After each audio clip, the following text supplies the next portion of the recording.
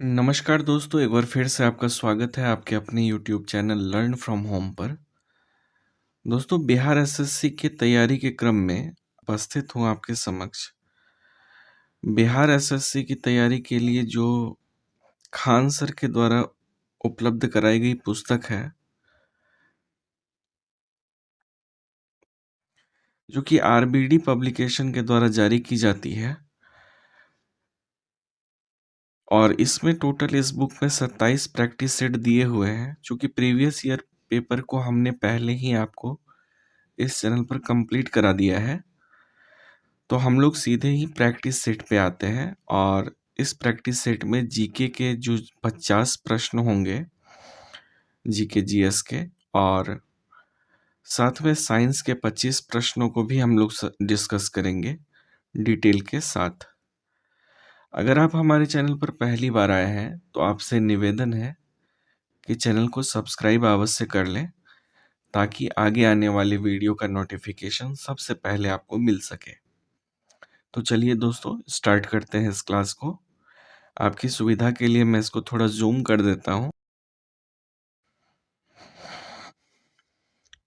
हमारा सबसे पहला प्रश्न है कि सिंधु सभ्यता के निम्नलिखित स्थलों में से किस स्थल में गोदी अर्थात डॉकयार्ड होने का प्रमाण मौजूद है। डॉकयार्ड का प्रमाण जो है दोस्तों, यह लोथल नगर में पाया गया है।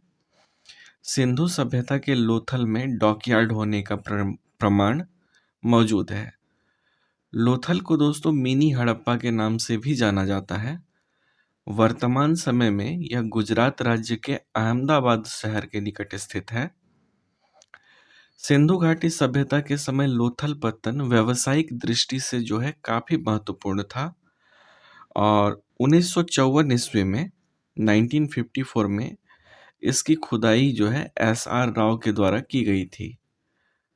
लोथल नगर जो है दोस्तों भोगवा नदी के किनारे है, तो साथ में इन बातों को भी आप ध्यान में रखिएगा।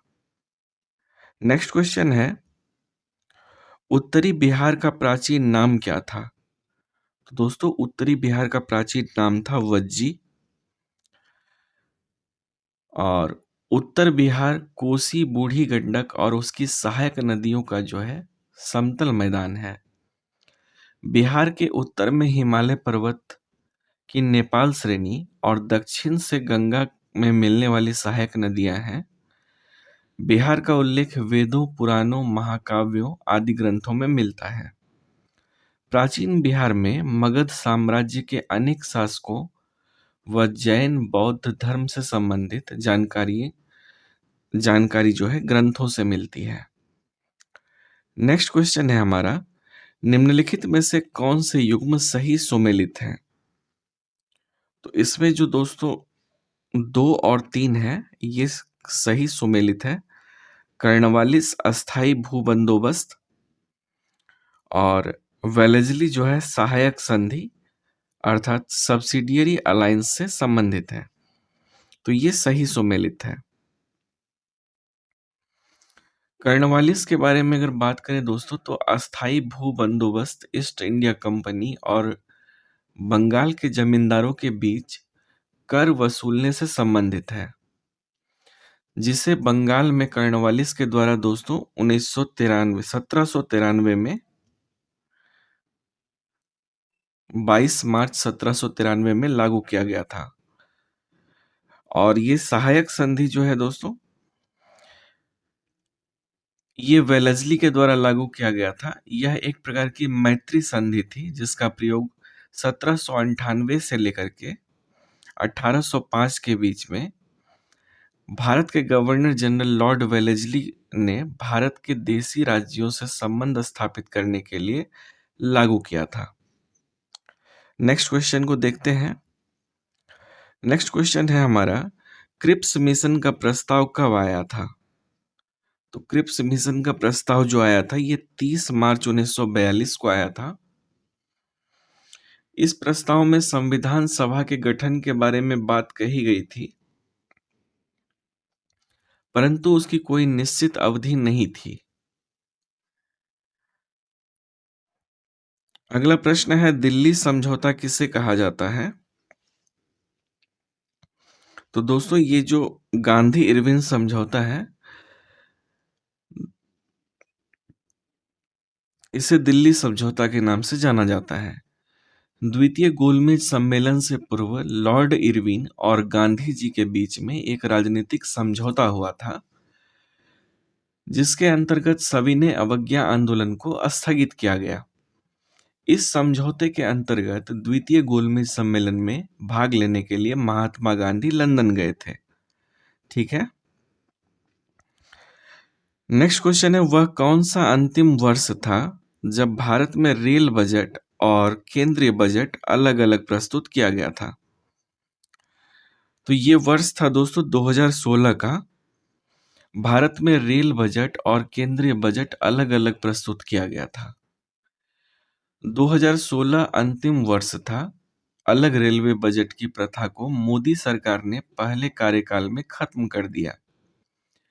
2017 से रेलवे बजट की घोषणाएं जो है आम बजट में ही वित्त मंत्री करने लगे। आम बजट में रेलवे बजट को मिलाने के साथ ही वित्त मंत्री अरुण जेटली ने बजट पेश करने की तारीख भी बदल दी थी और आम बजट एक महीना पहले 1 फरवरी को पेश होने लगा था। ये भी आप ध्यान में रखेंगे। और इसके साथ ही इकोनॉमिक सर्वे भी 31 जनवरी को आने लगा। नेक्स्ट क्वेश्चन है हमारा, 1919 से 1920 के दौरान दरभंगा राज्य में किसान आंदोलन का नेता कौन था? तो किसान आंदोलन के नेता थे स्वामी विद्यानंद। इंटरनेट में मधुबनी जिले के किसानों को दरभंगा राज्य के विरुद्ध आंदोलन के लिए स्वामी विवेकानंद के नाम से विख्यात विभूषण प्रसाद ने संगठित किया था। और इस आंदोलन की मुख्य विशेषता थी दोस्तों लगान वसूली के क्रम में राजपूतों के अत्याचार के विरोध और जंगल में फल और लकड़ी प्राप्त करने के अधिकार की प्रस्तुति करना। ठीक है। तो हमारा अगला प्रश्न है, वास्को डी गामा ने समुद्री मार्ग की खोज की थी। तो वास्को डी गामा ने भारत के समुद्री मार्ग की खोज की थी। वास्को डी गामा जो थे 170 नाविकों और 4 जहाजों के एक बेड़े के साथ लिस्बन से निकले थे। इनके साथ 170 जो है दोस्तों नाविक थे और 4 जहाजी बेड़े थे, साथ में निकले थे लिस्बन से। 1497 में 8 जुलाई को पुर्तगाली नाविक वास्को डी गामा अपने जहाज से रवाना हुए थे और समुद्र के रास्ते भारत की यात्रा करने वाले पहले यूरोपीय बने। इन्होंने भारत तक पहुंचने का समुद्री मार्ग बताया था, तो इसको भी आप ध्यान में रखिएगा। नेक्स्ट क्वेश्चन है, इनमें से कौन सी घटना द्वितीय विश्व युद्ध का परिणाम नहीं है? तो इसमें से जो ये राष्ट्र संघ का गठन है दोस्तों, यह द्वितीय विश्व युद्ध का परिणाम नहीं है। राष्ट्र संघ का गठन द्वितीय विश्व युद्ध का परिणाम नहीं है। द्वितीय विश्व युद्ध की घटना का परिणाम औपनिवेशिक साम्राज्य का अंत, इंग्लैंड की शक्ति में कमी, रूस और अमेरिका के प्रभाव में वृद्धि है। राष्ट्र संघ की स्थापना अगर आपसे पूछ लिया जाए तो आप बताएंगे 10 जनवरी 1920 को जो है राष्ट्र संघ की स्थापना होती है प्रथम विश्व युद्ध के बाद। इसका उद्देश्य विश्व को पुनः किसी विश्व युद्ध में जाने से रोकना था। इसको भी आप ध्यान में रखिएगा। अगला प्रश्न है, पीपुल्स वॉर ग्रुप संबंधित है। तो पीपुल्स वॉर ग्रुप जो है दोस्तों, ये नक्सलवाद से संबंधित है। पीपुल्स वॉर ग्रुप का संबंध है नक्सलवाद से। पीपुल्स वॉर ग्रुप नक्सलवाद से संबंधित है, इसको एकदम ध्यान में रखिएगा। कुछ खास प्रकार के प्रश्नों में आता है ये। और पीपुल्स वॉर ग्रुप जो है दोस्तों, यह नक्सलवादी संगठन है जिसकी स्थापना 1980 में हुई थी, 1980। और आंध्र प्रदेश में इसकी स्थापना होती है।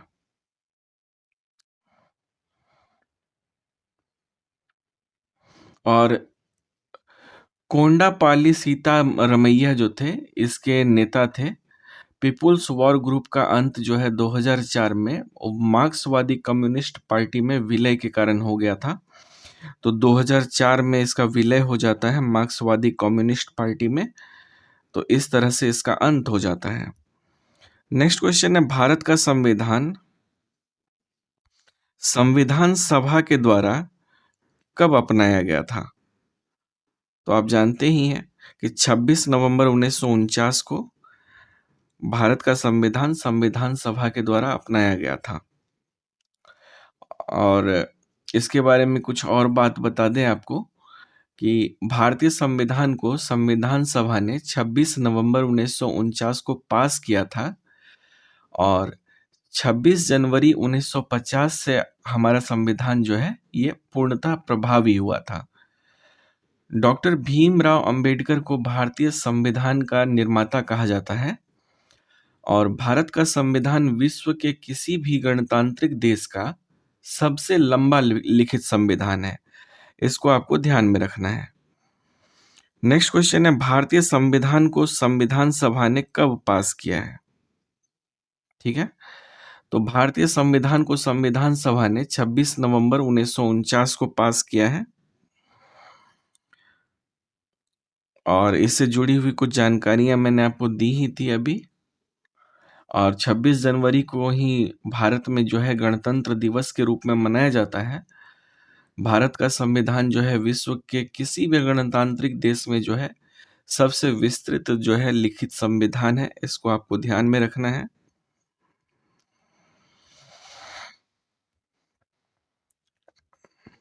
नेक्स्ट क्वेश्चन है दोस्तों, किस संविधान से भारत में राज्य के नीति निदेशक तत्वों के विचार को अपनाया गया? तो भारत में नीति निदेशक सिद्धांत जो लिया गया है ये आयरलैंड के संविधान से लिया गया है और यह जो है संविधान के भाग 4 में दिया गया है। राज्य का जो नीति निदेशक सिद्धांत है ये भाग 4 में है, इसको आप ध्यान में रखेंगे। राज्यों को यह लागू करने के लिए बाध्य नहीं किया जा सकता है। राज्य की इच्छा पे यह निर्भर करता है कि वो इसमें दिए गए बातों को माने या ना माने।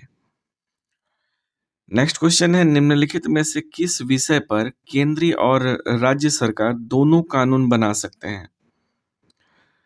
तो इसमें जो है दोस्तों समवर्ती सूची के जो विषय होते हैं इसमें केंद्र और राज्य दोनों ही कानून बना सकते हैं।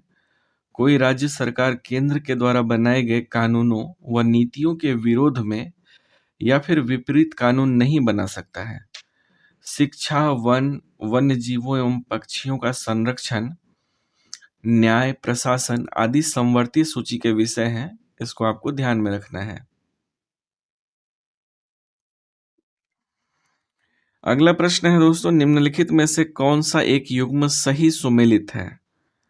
तो इसमें जो ये अनुच्छेद 15 है, राज्य द्वारा किसी प्रकार के भेदभाव के विरुद्ध गारंटी, ये वाला हमारा ऑप्शन सही है। बाकी अगर बात करें अनुच्छेद 17 की, तो अनुच्छेद 17 के तहत अस्पृश्यता को समाप्त कर दिया गया है। अस्पृश्यता से उत्पन्न किसी भी विकलांगता का प्रवर्तन कानून के अनुसार एक दंडनीय अपराध होगा। अनुच्छेद 15 की बात हम लोग कर चुके हैं कि धर्म, जाति, लिंग और जन्म स्थान के आधार पर किसी भी नागरिक के साथ भेदभाव नहीं करेगा। और अनुच्छेद 14 जो है दोस्तों यह बताता है कि राज्य कानून के समक्ष किसी भी व्यक्ति की समानता या भारत के क्षेत्र के कानून के समान संरक्षण से इनकार नहीं करेगा। ठीक है, नेक्स्ट क्वेश्चन है, जब कोई राज्य राष्ट्रपति के शासन के अंतर्गत होता है तब उस राज्य का बजट कौन पारित करता है? तो ऐसी स्थिति में जबकि कोई राज्य राष्ट्रपति शासन के अधीन हो तो वैसे में जो है वित्त मंत्रालय उस राज्य का बजट पास करता है। ठीक है, जब कोई राज्य राष्ट्रपति शासन के अंतर्गत होता है तब उस राज्य का बजट वित्त मंत्री के द्वारा पारित किया जाता है। वित्त मंत्रालय भारत का महत्वपूर्ण मंत्रालय है। राष्ट्रपति शासन की अवधि जो है दोस्तों, यह न्यूनतम 6 माह और अधिकतम 3 वर्ष तक हो सकता है, इसको आप ध्यान में रखिएगा। और अनुच्छेद 356 के तहत जो है 356 के अंतर्गत किसी भी राज्य में राष्ट्रपति शासन लगाया जा सकता है। ठीक है, इन बातों को आप ध्यान में रखिएगा। अगला प्रश्न है, भारत का प्रथम आम चुनाव किस वर्ष हुआ था? पहला आम चुनाव के बारे में प्रश्न है, तो ये हुआ था दोस्तों 1951 से 52 के मध्य। भारत का प्रथम आम चुनाव 1951 से 52 के मध्य हुआ था। इस चुनाव में कांग्रेस सबसे अधिक सीट जीतने वाली पार्टी बनी थी और जवाहरलाल नेहरू के नेतृत्व में पहली निर्वाचित सरकार बनी थी। अगला प्रश्न है, पंचायत समिति के सदस्य अक्सर डैश वर्ष के लिए चुने जाते हैं। तो पंचायत समिति के सदस्य कितने वर्ष के लिए चुने जाते हैं? तो ये चुने जाते हैं दोस्तों 5 वर्ष के लिए। पंचायत समिति सरकार की स्थायी इकाई होती है जो कि तहसील के सभी गांव पर समान रूप से कार्य करती है। और जो ग्राम पंचायत और जिला परिषद के मध्य पंचायत समिति होती है, इस समिति का कार्यकाल कुल 5 वर्षों का होता है और इसके अध्यक्ष और उपाध्यक्ष का चुनाव चुने हुए सदस्य मिलकर के करते हैं। इसको भी आप ध्यान में रखिएगा। नेक्स्ट क्वेश्चन है, सितंबर 2018 में किस भारतीय राज्य के पहले नागरिक विमानपत्तन का उद्घाटन किया गया था? तो ये किया गया था दोस्तों सिक्किम का। सिक्किम विमानपत्तन भारत का 100वां विमानपत्तन है। यह सिक्किम की राजधानी गंगटोक में है। सिक्किम राज्य में ही जो है विश्व की तीसरी सबसे ऊंची चोटी कंचनजंगा भी स्थित है। इसको भी आपको ध्यान में रखना है। और दोस्तों, राज्य का 35% हिस्सा जो है कंचनजंगा बायोस्फीयर रिजर्व के अंदर आता है। ठीक है, नेक्स्ट क्वेश्चन है हमारा, भारतीय साक्ष्य अधिनियम कब अस्तित्व में आया था? तो भारतीय साक्ष्य अधिनियम जो है दोस्तों, यह अस्तित्व में आया था 1 सितंबर 1872 को। भारतीय साक्ष्य अधिनियम 3 भागों में बांटा गया है। यह अदालत की सभी न्यायिक कार्रवाई पर लागू होता है। इसका 11 अध्याय और 167 वर्ग है इसमें दोस्तों। अगर पूछ लिया जाए तो इसमें 11 अध्याय और 167 वर्ग है। इसको भी आप ध्यान में रखिएगा। अगला प्रश्न है, निम्नलिखित में से कौन सा ग्रह आकार और द्रव्यमान के मामले में पृथ्वी के लगभग समान है? तो आकार और द्रव्यमान के मामले में पृथ्वी के समान ग्रह है शुक्र ग्रह। शुक्र ग्रह जो है दोस्तों, यह आकार और द्रव्यमान के मामले में लगभग पृथ्वी के समान है और इसे पृथ्वी की जुड़वां बहन कहा जाता है। इस ग्रह का व्यास पृथ्वी की तुलना में 650 किलोमीटर जो है कम है।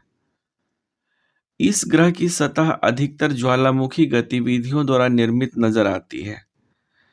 तो शुक्र के बारे में इन बातों को आप ध्यान में रखिएगा। नेक्स्ट क्वेश्चन है, 1 दिसंबर को किस दिवस के रूप में मनाया जाता है?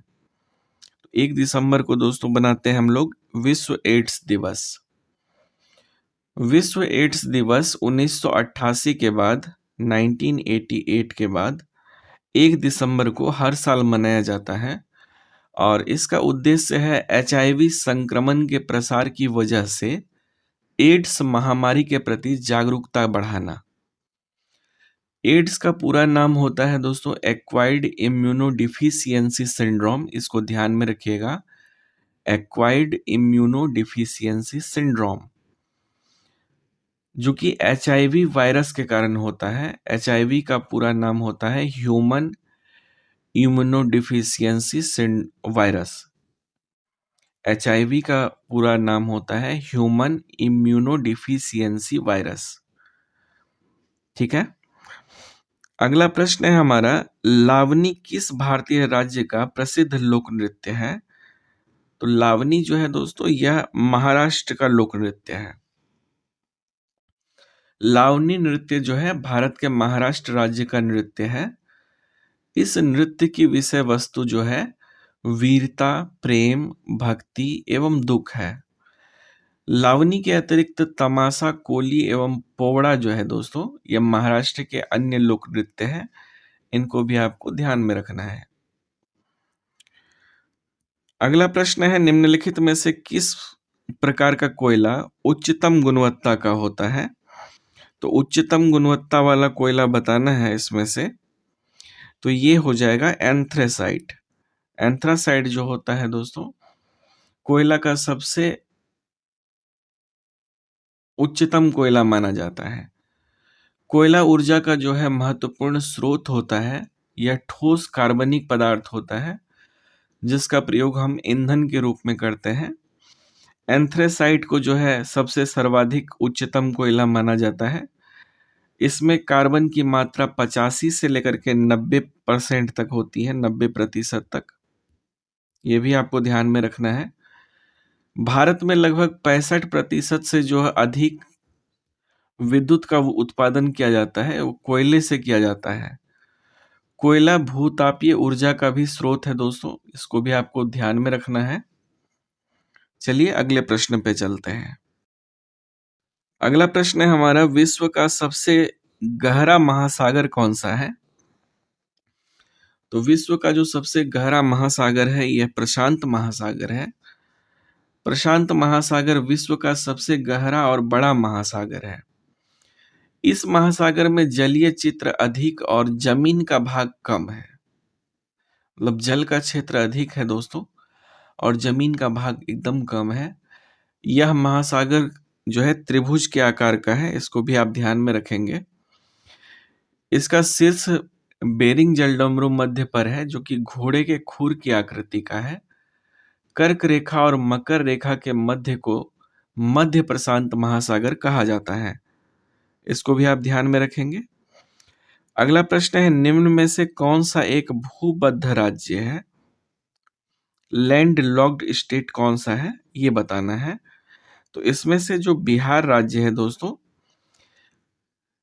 एक भूबद्ध राज्य है। बिहार एक भूबद्ध राज्य है।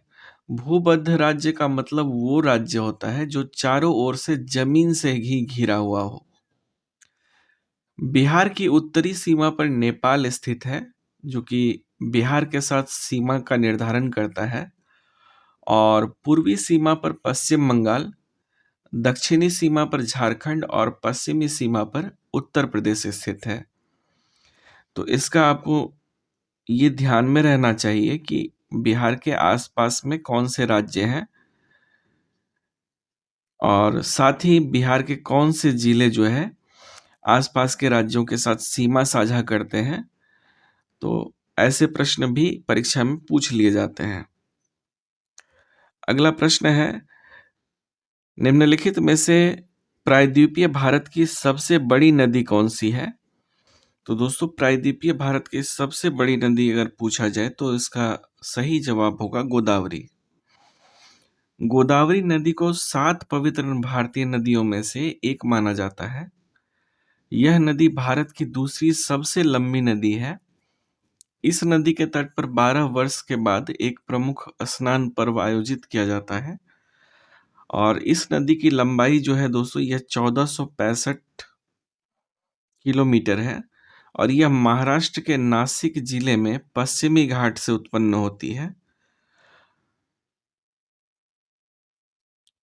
अपने विशाल आकार तथा विस्तार के कारण जो है यह प्रायः वृद्ध गंगा या दक्षिण गंगा के नाम से पुकारी जाती है।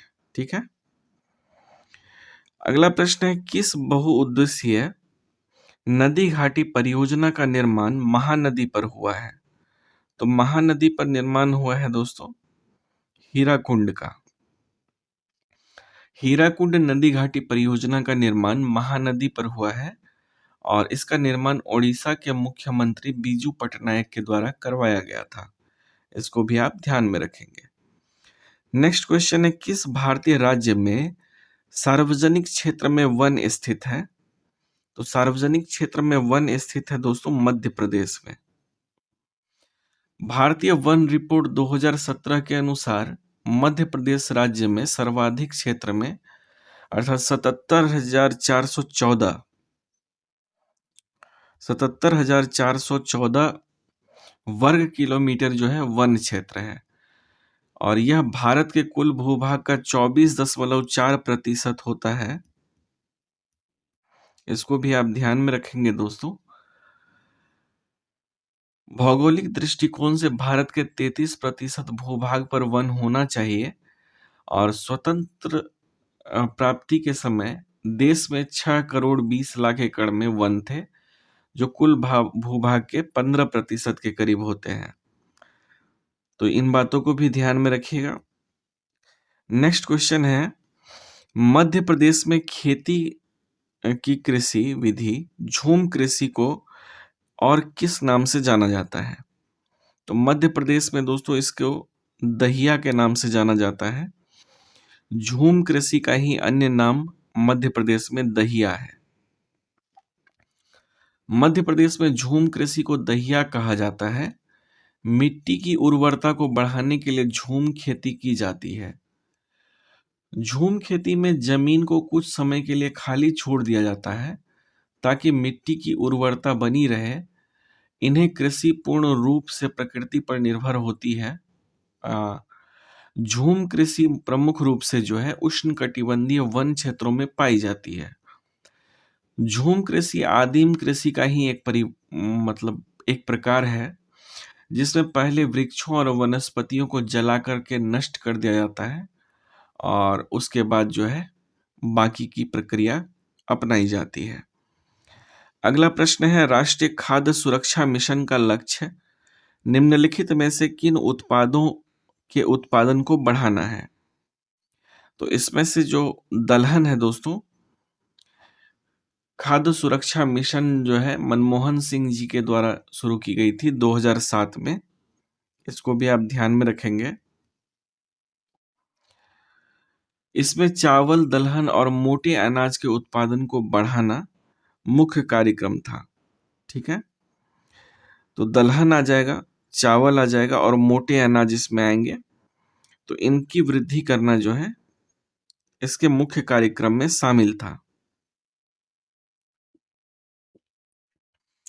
तो हमारा राइट आंसर हो जाएगा दोस्तों ऑप्शन डी, चावल, गेहूं, दलहन और मोटे अनाज।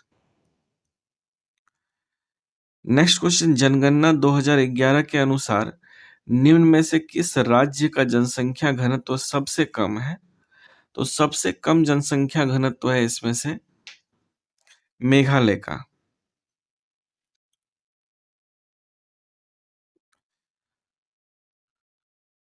और अगर आपसे पूछ लिया जाए कि सबसे अधिक किसका है, तो सबसे अधिक है दिल्ली का। इसको भी आप ध्यान में रखिए, दिल्ली। सबसे कम मेघालय और सबसे अधिक जनसंख्या घनत्व है दिल्ली का। नेक्स्ट क्वेश्चन है, भारत में भुगतान संतुलन के चालू खाते में रुपए की पूर्ण परिवर्तनशीलता कब हुई थी? तो ये हुई थी दोस्तों 19 अगस्त 1994 को। 19 अगस्त 1994 को केंद्रीय आम बजट ने 1992 से 93 में पहली बार भारतीय रुपए को विदेशी मुद्रा में परिवर्तनीय बना दिया गया था। और रुपए की पूर्ण परिवर्तनीयता का अर्थ होता है चालू खाते और पूंजी खाते में होने वाले व्यवहारों और पूरा करने के लिए रुपए को किसी भी अंतर्राष्ट्रीय मुद्रा में परिवर्तित करने से। भारत के भुगतान संतुलन के तहत पुष्टि की पूर्ण परिवर्तनशीलता जो है 19 अगस्त 1934 में हुई थी। इसको आप ध्यान में रखिएगा। अगला प्रश्न है हमारा, बैंक नोट प्रेस कहाँ स्थित है? तो ये है दोस्तों देवास में। बैंक नोट प्रेस देवास में स्थित है।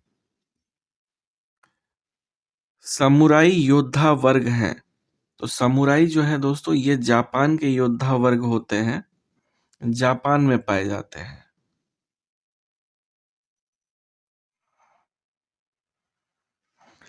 अगला प्रश्न है स्पिनिंग जेनी का खोज किसने किया था?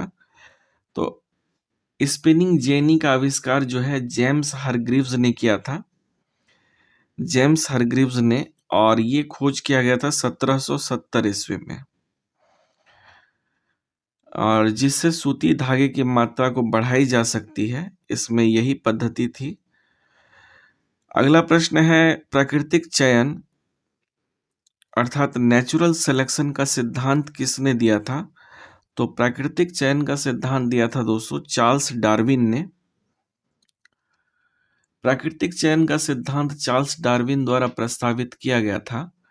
डार्विन ने जोर देकर कहा कि एक आबादी में हमेशा विभिन्न प्रकार के लक्षणों के आधार पर कई विभिन्नताएं मौजूद होती है, इसलिए प्रकृति उन सबसे अनुकूल जीवों का चयन करती है जिसके पास अगली पीढ़ी के लिए माता पिता बनने का अधिक मौका है। बेंजामिन फ्रैंकलिन संयुक्त राज्य अमेरिका के संस्थापक जनकों में से एक थे, और यह जो थे एक प्रसिद्ध राजनायक थे, इनके बारे में भी ध्यान में रखिएगा।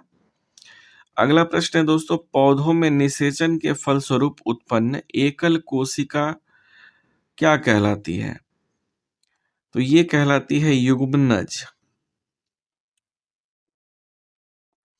पौधों में जाइगोट पॉलीप्लॉइड हो सकता है यदि निषेचन में मेयोटिक का रूप से अनियोजित युग्मों के बीच होता है।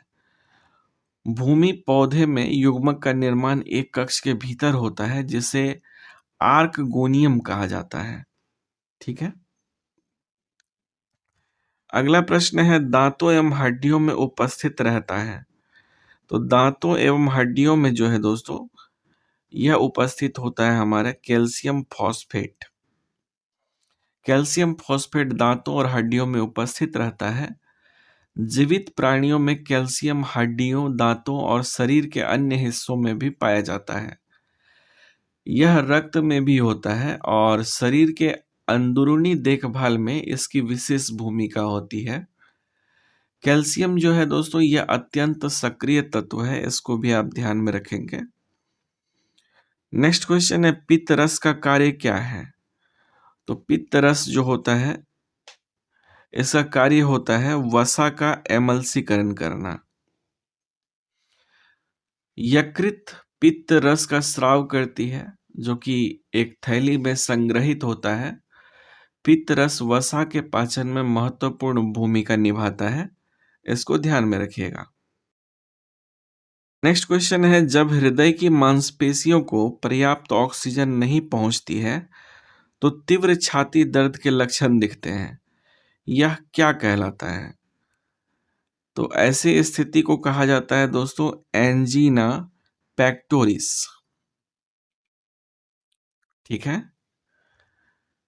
एंजीना पेक्टोरिस जो है कोरोनरी हृदय रोग के कारण छाती में दर्द या परेशानी के लिए चिकित्सा शब्द है। यह तब होता है जब हृदय की मांसपेशियों को उतना रक्त नहीं मिल पाता है जितना कि इसकी आवश्यकता होती है। तो ऐसी स्थिति को हम लोग एंजीना पेक्टोरिस कहते हैं, इसको ध्यान में रखिएगा, काफी इंपॉर्टेंट है।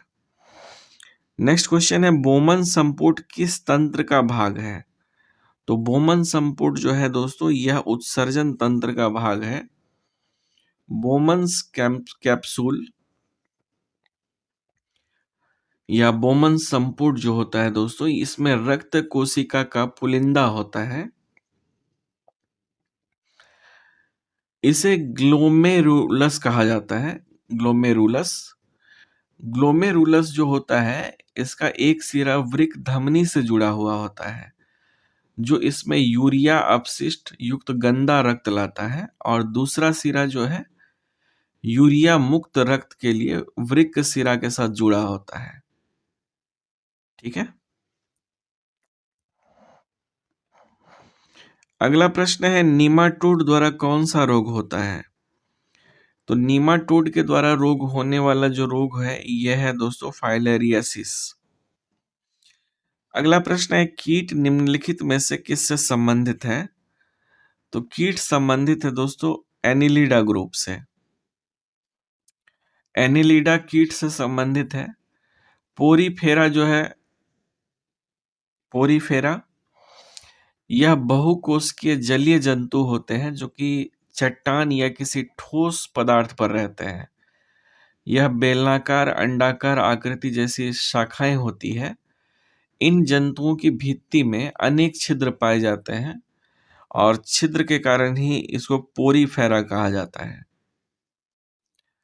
ठीक है दोस्तों, तो अगर बात करें सिलिन की, तो सिलिन जंतु बहुकोशिकीय जंतु होते हैं और अर्थोपोडा जो है यह जंतु जगत का सबसे बड़ा संघ होता है।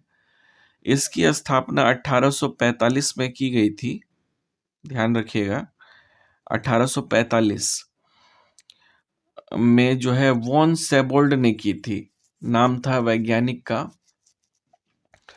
इस संघ के सभी सदस्य स्थलीय, जलीय और वायव्य आदि अवस्था में पाए जाते हैं। ठीक है, नेक्स्ट क्वेश्चन है हमारा, रक्त का थक्का जमने के लिए आवश्यक विटामिन कौन सा है? तो रक्त का थक्का जमाने वाला विटामिन है विटामिन के। विटामिन के का रासायनिक नाम ही फिलिक्विनोन है और यह वसा में घुलनशील होता है। इसके द्वारा लीवर में प्रोथ्रोम्बिनोन का निर्माण किया जाता है जो कि रक्त का थक्का जमने में सहायता करता है। और इसके मुख्य स्रोत जो है दोस्तों ये हरी सब्जियां होती है।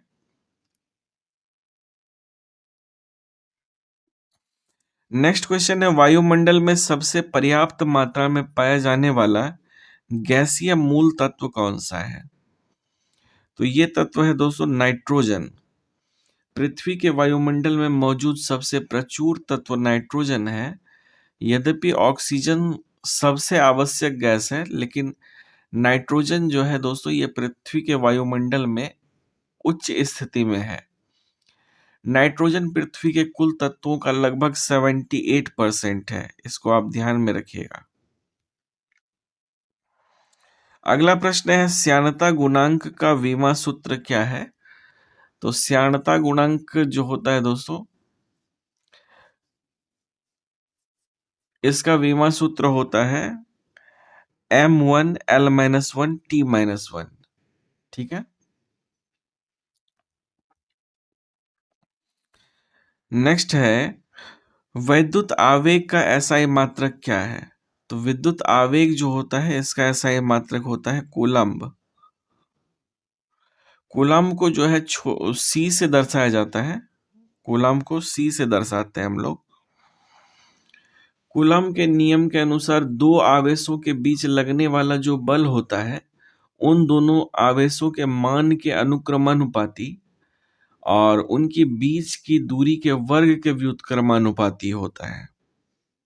ठीक है, अगला प्रश्न है, एक अश्व यदि अचानक चलना प्रारंभ कर देता है तो अश्वारोही के पीछे की तरफ गिरने की आशंका का कारण क्या है? तो इस आशंका का कारण है विश्राम का जड़त्व। न्यूटन का गति का पहला नियम है दोस्तों जड़त्व का नियम, और जड़त्व का नियम कहता है कि यदि कोई पिंड विराम अवस्था में है तो यह विराम अवस्था में ही रहना चाहता है और गतिज अवस्था का विरोध करता है, और उसी प्रकार यदि कोई पिंड गति अवस्था में है तो वह गति में ही रहना चाहता है और विराम अवस्था का विरोध करता है। न्यूटन की गति का तीसरा नियम क्रिया और अभिक्रिया के बारे में बताता है और हर क्रिया के लिए बराबर और उल्टी दिशा में प्रतिक्रिया होती है। ये न्यूटन का तीसरा नियम है। अगला प्रश्न है, कोई ऊर्जा जो भंडारित है क्या कहलाती है? तो भंडारित ऊर्जा को हम लोग दोस्तों विभव ऊर्जा कहते हैं। किसी इकाई धनावेश को अनंत से किसी बिंदु तक लाने में जितना कार्य करना पड़ता है उसे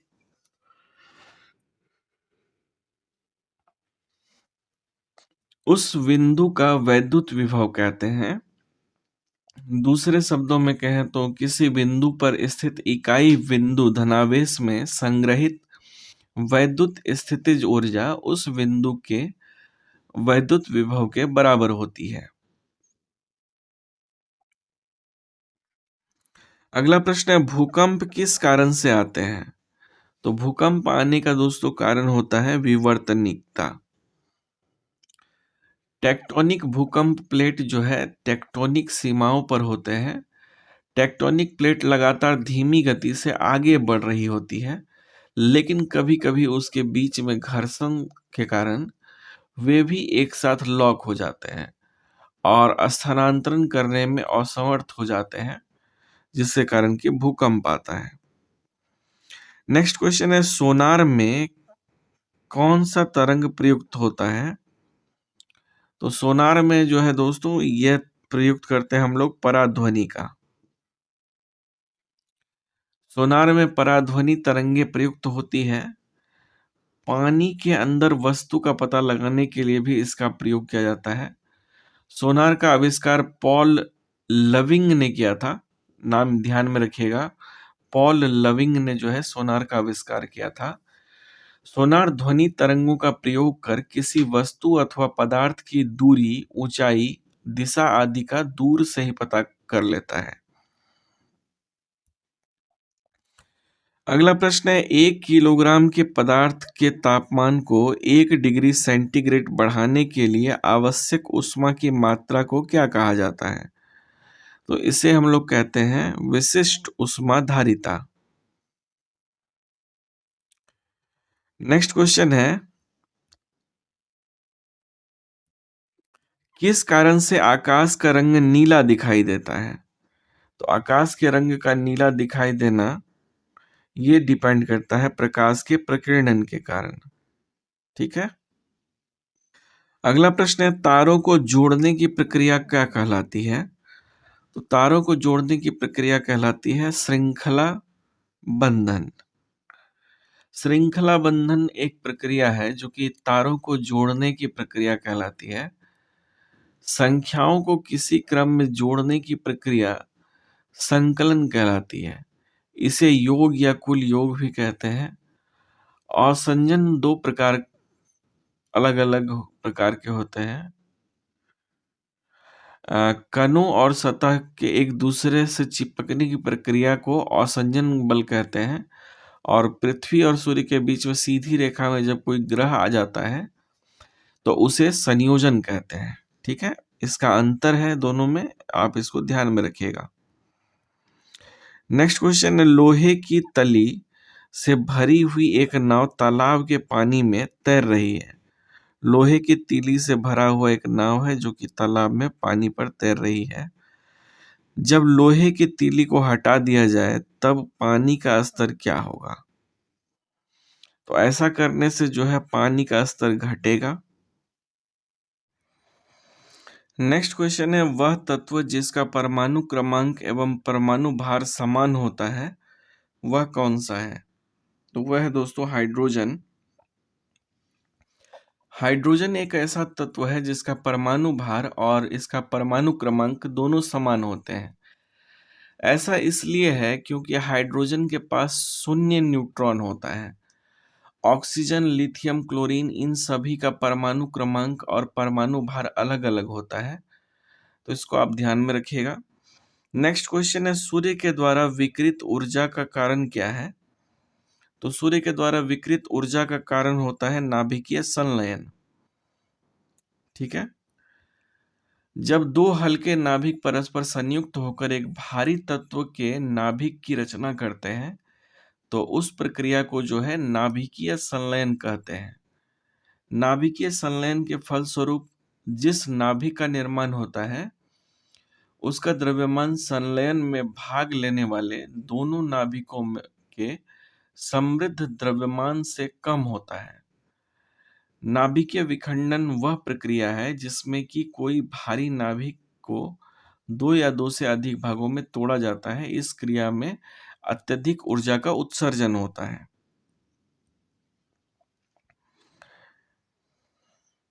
अगला प्रश्न है, समूह 18 के तत्वों को क्या कहा जाता है? तो दोस्तों समूह 18 के तत्व अक्रिय गैस कहलाते हैं। समूह 18 के तत्वों को अक्रिय गैस कहा जाता है क्योंकि इनका बाहरी कोश इलेक्ट्रॉन से पूरा भरा होता है। 18वें समूह के तत्व शून्य संयोजकता दिखाते हैं और 18वें समूह के तत्व हैं helium, neon, argon, krypton, xenon और रेडॉन। अगला प्रश्न है, प्लास्टर ऑफ पेरिस में निम्न में से कौन सा धातु पाया जाता है, ये बताना है। तो इसमें पाया जाने वाला धातु है कैल्शियम।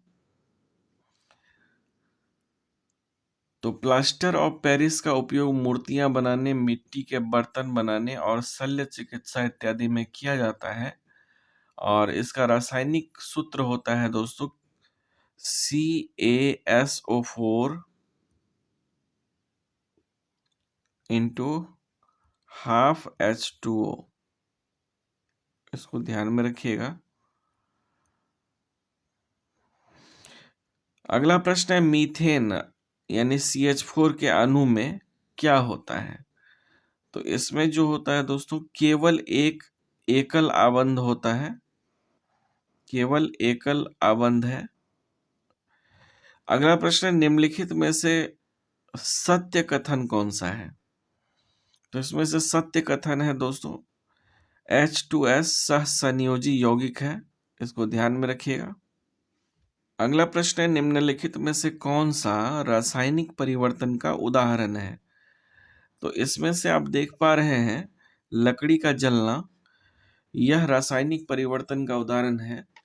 जब किसी वस्तु या पदार्थ में ऐसा परिवर्तन होता है जिससे कि उसके गुणों और आंतरिक संरचना में भी बदलाव हो जाता है तो इसे रासायनिक परिवर्तन कहते हैं। जैसे दूध का दही बनना, कागज का जलकर राख बनना, लोहे की परत का जंग में बदलना, लकड़ी का जलना आदि जो है रासायनिक परिवर्तन है।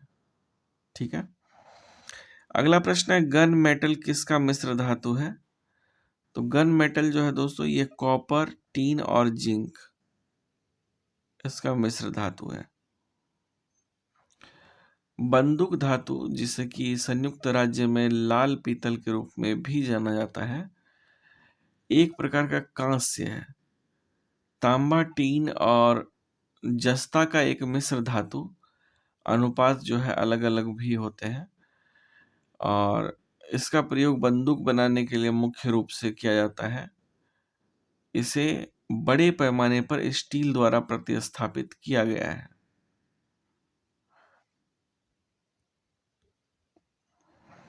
अगला प्रश्न है, रेडियोधर्मिता की खोज किसने की? तो रेडियोधर्मिता की खोज की थी हेनरी बैकुरल ने। हेनरी बैकुरल ने रेडियोधर्मिता की खोज की थी और उनका जन्म 15 दिसंबर 1852 में हुआ था, हेनरी बैकुरल का। अगला प्रश्न है, एक ग्रुप के तत्वों का सामान्य गुण क्या है? तो इसका सामान्य गुण होता है संयोजक इलेक्ट्रॉनों की संख्या जो है इसमें समान पाई जाती है। ठीक है। अगला प्रश्न है दोस्तों, बिहार की स्थापना कब की गई थी? तो बिहार की स्थापना की गई थी 1912 ईस्वी में। अगला प्रश्न है, बिहार का कौन सा शहर 5 पहाड़ियों से घिरा हुआ है? तो इसमें से जो है उपयुक्त में से कोई नहीं, उपयुक्त में से एक से अधिक दिया गया है इसका आंसर। और नेक्स्ट क्वेश्चन है, 57वें ज्ञानपीठ पुरस्कार से किसे सम्मानित किया गया है? तो ये किया गया है दामोदर मौजो को। 57वें ज्ञानपीठ पुरस्कार से। गोवा के लेखक हैं दामोदर मौजो, जिनको कि भारत के सर्वोच्च साहित्य सम्मान ज्ञानपीठ पुरस्कार से 57वें ज्ञानपीठ पुरस्कार से सम्मानित किया गया है। अगला प्रश्न है, पीएम मोदी कब वर्चुअली एससीओ शिखर सम्मेलन की अध्यक्षता करेंगे? तो ये करने वाले हैं दोस्तों 4 जुलाई को। अगला प्रश्न है, दिलवाड़ा मंदिर कहाँ स्थित है? तो दिलवाड़ा मंदिर दोस्तों माउंट आबू में है। अगला प्रश्न है, भारत की संसद में पहला लोकपाल विधेयक कब पेश किया गया था? तो भारत की संसद में पहला लोकपाल विधेयक पेश किया गया था 1968 में, 1968 में। अगला प्रश्न है, आधुनिक कंप्यूटरों का जनक किसे माना जाता है? तो आधुनिक कंप्यूटरों का जनक माना जाता है एलन ट्यूरिंग को।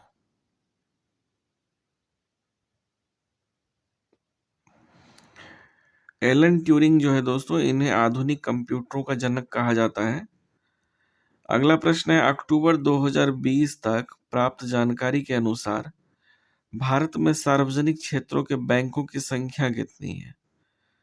तो सार्वजनिक क्षेत्रों के बैंकों की संख्या है 12। 12 बैंक जो है दोस्तों सार्वजनिक क्षेत्र के हैं। नेक्स्ट क्वेश्चन है, नमक पर ब्रिटिश एकाधिकार का विरोध करने के लिए गांधी जी ने किस वर्ष में समुद्र तक दांडी मार्च किया था? 1930 में। नेक्स्ट क्वेश्चन, निम्नलिखित में से कौन सी भारत की सबसे बड़ी तेल कंपनी है? तो भारत की सबसे बड़ी तेल कंपनी है इंडियन ऑयल कॉरपोरेशन लिमिटेड। इसको ध्यान में रखिएगा, इंडियन ऑयल कॉरपोरेशन लिमिटेड। अगला प्रश्न है, भारत में प्रथम परमाणु बम का परीक्षण किस वर्ष किया गया था? तो परमाणु बम का परीक्षण किया गया था दोस्तों 1974 में। 18 मई 1974 को भारत ने अपना पहला भूमिगत परमाणु परीक्षण इस्माइल बुद्धा कूट नाम से राजस्थान के पोखरण यानी जैसलमेर में किया था और इसके साथ ही परमाणु शक्ति देश बन गया। अगला प्रश्न है, जलियांवाला बाग नरसंहार कब हुआ था? तो ये हुआ था दोस्तों 13 अप्रैल 1919 को। जलियांवाला बाग अमृतसर पंजाब के स्वर्ण मंदिर के पास का एक छोटा सा बगीचा है। यहाँ 13 अप्रैल 1919 को brigadier general Reginald Edward Dyer ने के नेतृत्व में ही अंग्रेजी फौज ने गोलियां चला के निहत्थे महिलाओं और बच्चों सहित सैकड़ों लोगों को मार डाला था और हजारों लोगों को घायल कर दिया था। अगला प्रश्न है, भारत में खिलाफत आंदोलन के बारे में क्या सही है?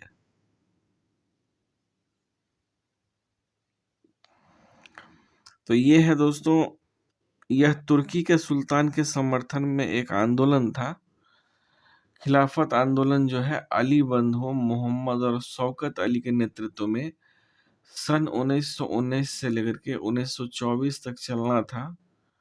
अगला प्रश्न है, भारत में महाभियोग की प्रक्रिया द्वारा डैश को उसके पद से नहीं हटाया जा सकता है?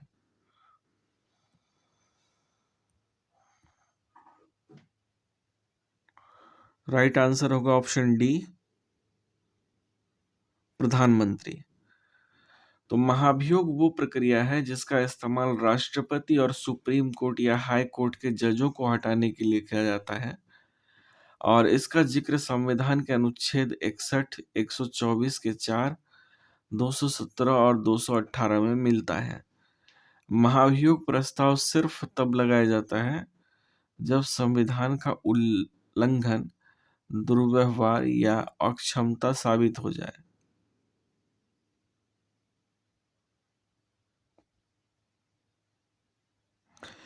अगला प्रश्न है, दीफू दर्रा कहाँ स्थित है? तो दीफू दर्रा जो है दोस्तों यह है अरुणाचल हिमालय में।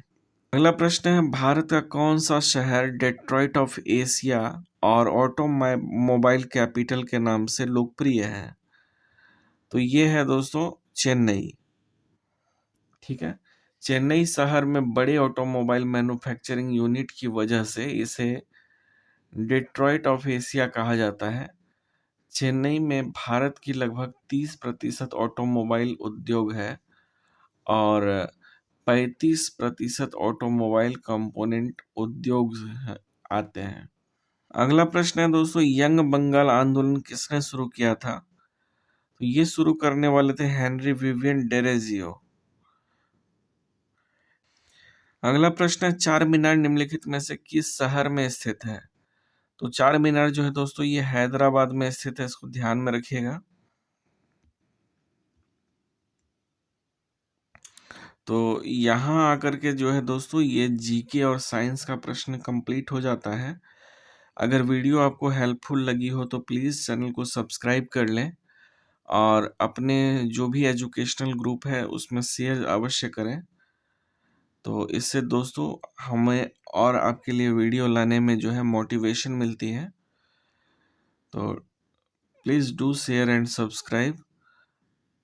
और जब तक मैं अगले क्लास को लेकर आपके समक्ष आता हूँ तब तक के लिए अपना ख्याल रखें, अपनों का ख्याल रखें। जय हिंद।